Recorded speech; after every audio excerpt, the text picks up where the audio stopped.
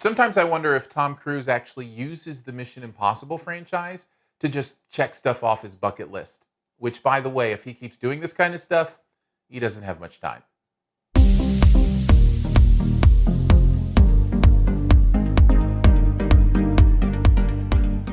Mission Impossible Fallout is the sixth movie in the Mission Impossible franchise, and for the first time, really a direct sequel to the one before it. It once again stars Tom Cruise as Ethan Hunt, gathering his IMF team to do yet another impossible mission. It's one of the rare titles that can be understood three different ways: Fallout, Fallout, or Fallout. Did you catch all three? Of course, I'm going to love that, but are there other things to love here? Well, let's check it out with 5 things you might want to know about Mission Impossible Fallout. Oh, I really enjoyed this one. Man, do I like the Mission Impossible movies, especially since 3. They've just found their stride. They know exactly what they are. Sure, there's a bit of a formula to it, but it is a great time. Let's start here. Tom Cruise is so good. The way he does these stunts, the way he puts himself out there, it adds an authenticity to the action of this movie that not a lot of action movies get, because you've always got a stunt person in there. And the fact that it's actually him, they could shoot it differently and shoot close-ups. And you're actually aware of the times you're like, nope, that's Tom Cruise hanging off of something, flying a helicopter, whatever it may be. And because of that, there's an investment to the movie that feels visceral. And I love that. I will also say Henry Cavill as the other guy in this, right alongside him, is doing great work too. I kind of liked them together in this movie. I enjoyed the way they went back and forth. I enjoyed Cavill's performance. So I thought the two of them did really well. Both of them together working to make this action movie really incredible. So let's talk about the action, because honestly, that is the heart of this movie. And even beyond Tom Cruise doing his own stunts, that kind of thing, this action is just shot so well. It does this thing where the action is manic, but it's comprehensible. In other words, it's craziness, but you understand what's going on. So you can connect to the action even as it's destroying you, if that makes a lot of sense. I will tell you this. The final action set piece in this movie, however long it is, I don't know, because I was on the edge of my seat, stands possibly as one of the greatest action set pieces ever put to film. It is gripping, engaging, clever, fun, scary, all those things put together, well performed. I loved the last however many minutes of this movie as it brought it all to a crescendo. I thought it was just spectacular.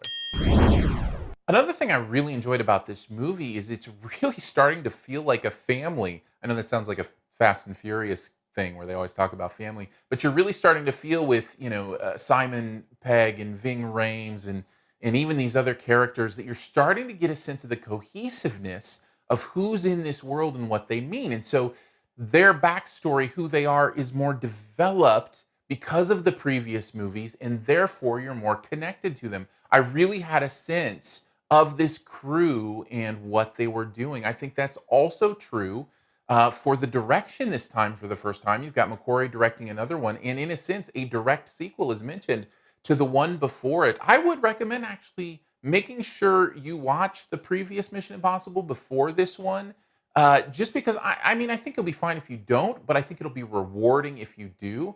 And I think that's because this movie takes advantage of the fact that we already know, already love these characters, and already understand some things about them. And here's the other thing.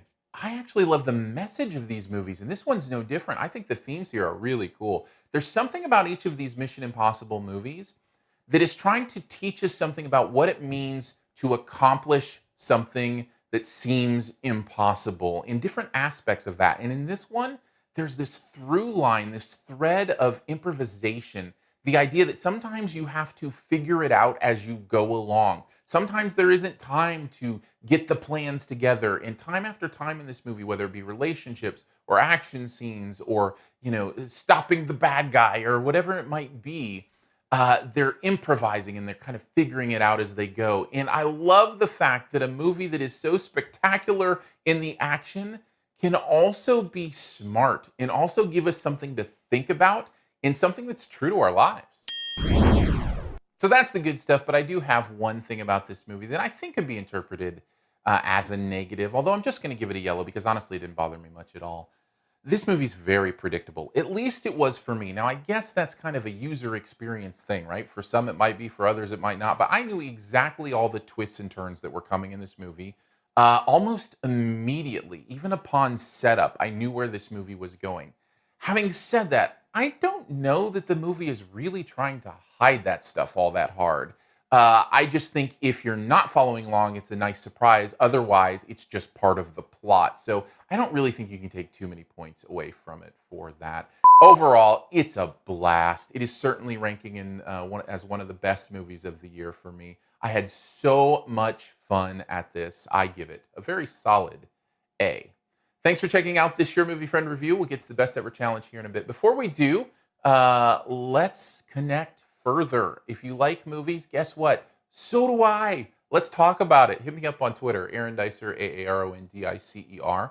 We can also hang out here on YouTube, leave some comments. Feel free to subscribe. Hit the little alert bell by the subscribe button. That way, whenever a new review comes out, you will be automatically notified. You don't have to depend on whether or not YouTube is going to send it to you. You'll automatically be notified if you want to do that. So let's hang out on YouTube at the podcast, SiftPop, SiftPop.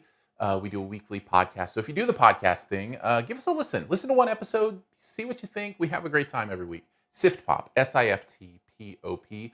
And finally, thanks for your support at patreon.com/yourmoviefriend. It means the world to me that you would throw a couple bucks my way every month.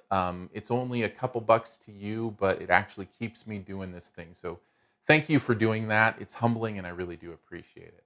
All right, on to the best ever challenge, where you name the best movie ever in a particular category. Also try to identify my choice. Let's give Ving Rhames some love. Let's go with Ving. Best Ving Rhames movie ever. Make sure you leave yours, in the comments. I'll give you a clue for mine. I'm going to go with the one where a not presidential person became presidential. I think that may give it away. I don't care. That's your clue. First person to get it right does get a point. As always, I would love to guess your choice as well in the comments, so leave it there. And I'll give you a few extra seconds here to hit subscribe. All you got to do is click my face.